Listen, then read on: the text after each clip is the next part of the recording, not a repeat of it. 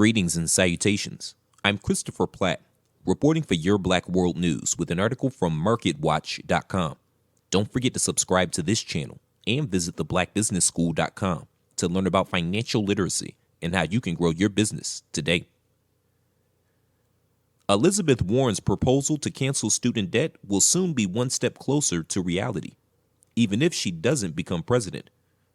The Democratic senator of Massachusetts plans to introduce legislation in the coming weeks that mirrors her presidential campaign proposal to cancel at least a portion of the student debt held by many of the nation's 44 million borrowers, her Senate office announced Thursday. Representative James Clyburn, Democrat of South Carolina, and the House Majority Whip will introduce companion legislation in the House of Representatives.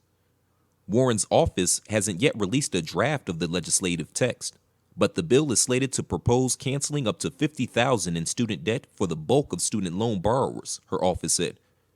Under the proposal Warren released as part of her presidential campaign in April, borrowers with a household income of less than $100,000 would have $50,000 of their student debt canceled, and borrowers with an income between $100,000 and $250,000 would be eligible for some student debt cancellation, though not the full $50,000.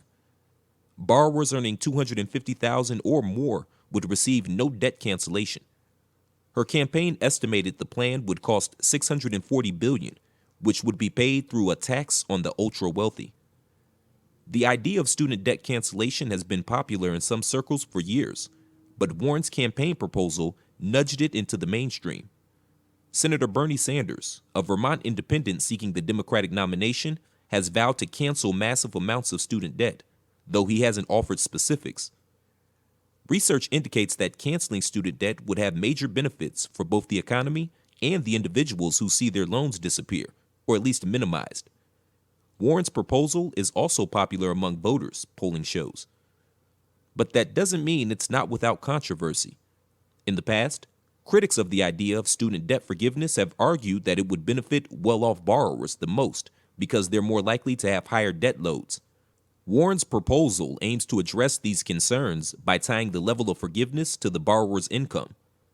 Though some analysts have found that borrowers in the second highest income bracket would receive the largest share of total debt relief as measured by dollars. Still, low-income borrowers would receive a substantial benefit by having their entire debt canceled, even if the total dollar amount forgiveness isn't as high, because they often have relatively low debt loads that can be particularly difficult on their low incomes.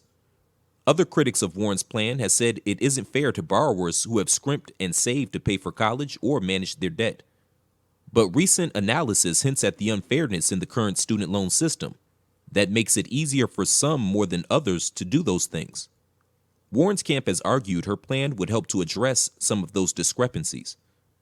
12 years after entering college, white men have paid off 44% of their student loan balance on average, according to a recent analysis from Demos, a left-leaning think tank. For white women, that share is 28%. Black women see their balances grow 13% on average during that period, while black men see their balances increase 11%. The racial wealth gap means that black families often have less money to draw on to pay for college.